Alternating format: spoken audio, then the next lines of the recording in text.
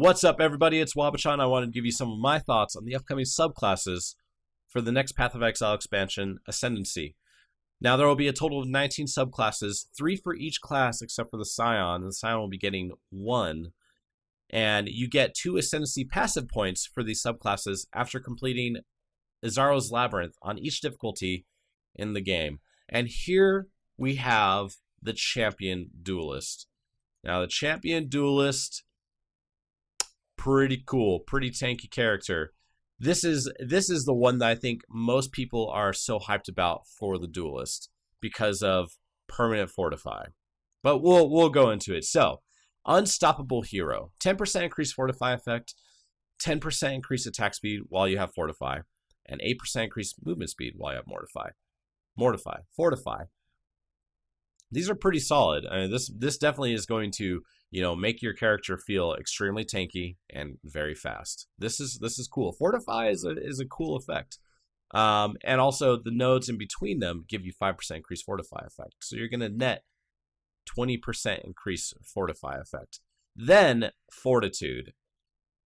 You have Fortify. This makes you permanently have Fortify. This is great because it enables you to drop it out of your damage setups, right? You're just always going to have it.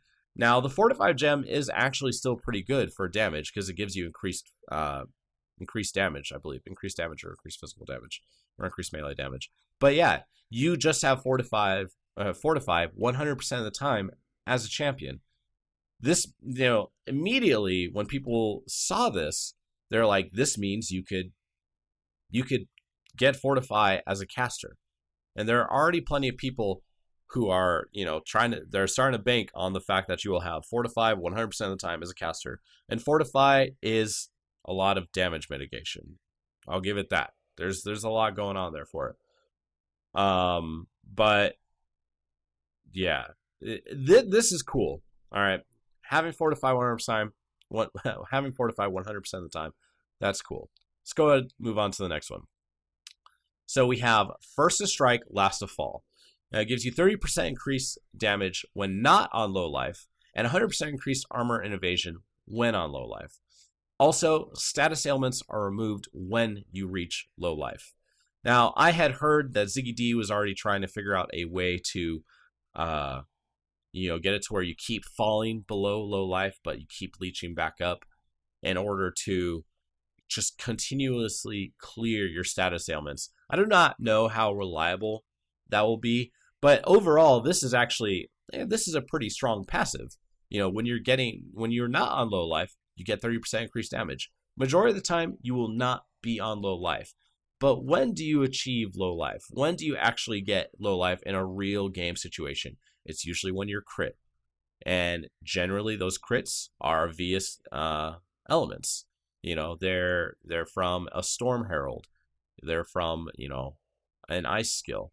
And when you are crit, you get those status ailments that come along with it. You are shocked. So I think this is actually way cooler than it seems to have your status ailments removed when you reach low life. I think there's a lot of I believe that just provides a lot more protection than people may give it credit for. But, maybe people are giving a lot of credit and I just haven't been that aware of it. So, First to Strike, Last to Fall. Pretty cool. I approve of this. I think this is very interesting. Next we have Inspirational. Now, if someone were to go a caster Duelist to have Fortify, I feel like this is the node that they would grab. I feel like they would go Fortify and Inspirational. Just pretty straightforward. You and your nearby allies deal 30% increased damage, and you have 5% increased movement speed. Now, when I first saw this, and I heard some people talking about it, they were kind of worried that this is like, okay, well, they're trying to introduce a support Duelist meta. But I think that's flawed thinking, because you could support your teammates or the other players in your group, in your party. You could support your party members by leading them, if that makes any sense, which I think is kind of cool. And obviously Inspirational does actually really, make it like you're leading your party. I think this is a pretty cool passive. And although it is just, kind of just stats, there's a lot of damage that comes out of this. If it's just affecting you, it's just 30% increased damage. But if you have a full party of 6, it's 180% increased damage. This is pretty cool. So, and then also the movement speed. But yeah, the increased damage, pretty cool. So now we're going to move on to this side of the tree. And as much as I like GGG trying to implement this as best as they can, because I think people want this in the game, there's still problems with it. So, Conqueror.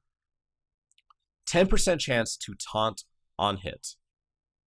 Also, you gain 6% reduced damage taken for 4 seconds on killing a taunted enemy. So, first question, does the damage reduction stack? Do you get a buff? Can it stack?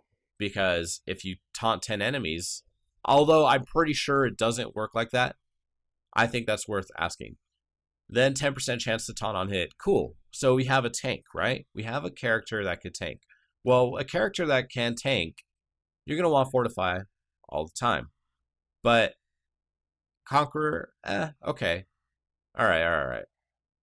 And then we have enemies you taunt have 20% have a 20% increased chance to be stunned, and enemies you taunt take 15% increased damage.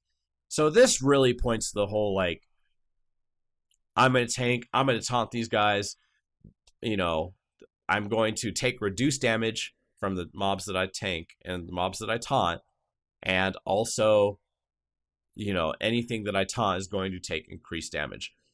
But I have a very fundamental problem with a tank in Path of Exile. Tanks generally do well in games where they take constant damage, right? And they could die from constant damage. But Path of Exile is not a game where people generally die of constant damage. People die from spike damage. Players die from absolute spike damage. So I do not see a tank existing in Path of Exile. Like a true tank character, a character that is supposed to taunt their enemies and draw all the aggro onto them. Because I guarantee you, even if someone goes into this Conqueror and Fortitude, and they're taunting everything, they're still not going to want to tank a Spirit Walker's pack of Devos. They're still not going to want to tank an otherworldly pack of Devos. Like, they're not going to want to do that. You're just not going to want to. It's a game of spike damage that kills people, not constant damage. That is my issue with this side of the tree. Now, the whole Fortify, having Fortify all the time, Inspirational, even First to Strike, Last to Fall, really cool. But this, I think in order for this to like really work in a tank meta, because what's the point of saying, well, I'm a tank, I tank everything but the things that will still kill me, right? Like, you're still going to get wrecked by these Devourers, you're still going to get wrecked by the Rakangos, you're still going to get wrecked by the Act 4 mobs. If you can't tank everything, why tank? So yeah, in solo play, this might not be that bad, in all honesty. But then you're a tank anyway. So, okay, cool. You're naturally taunting them because you're the only thing in range. But yeah, also another thing with Conqueror is I want to know how long taunt effects last. Because yeah, I don't know, what actually defines being taunted in Path of Exile.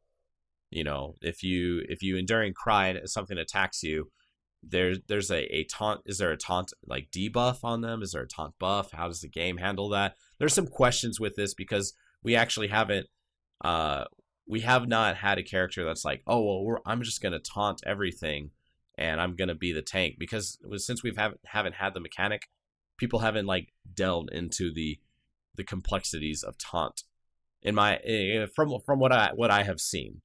So I could be completely wrong. Let me know in the comments if I am wrong about this. This, again, this is a game of taking high burst damage and dying in one shot, not taking a bunch of little hits or mediocre hits. Yeah, you could die from taking medium hits, but generally, what is really scary in this game are the mobs that could, one-shot you in a pack. And you're still not going to want to fight those, even with 20% increased Fortify effect, and Fortify always up. So, yeah. Let me know what you guys think in the comments down below. You could, please subscribe. I'm going to be doing a lot more videos like this. I apologize. I was sick the past few days, so I wasn't able to do this as soon as I wanted to. My throat was pretty bad. You could probably still hear my throat a little bit. And also then Thanksgiving happened and whatnot. So yeah, also please follow me on Twitter. You guys could tweet at me about these. Next one you want to see me do.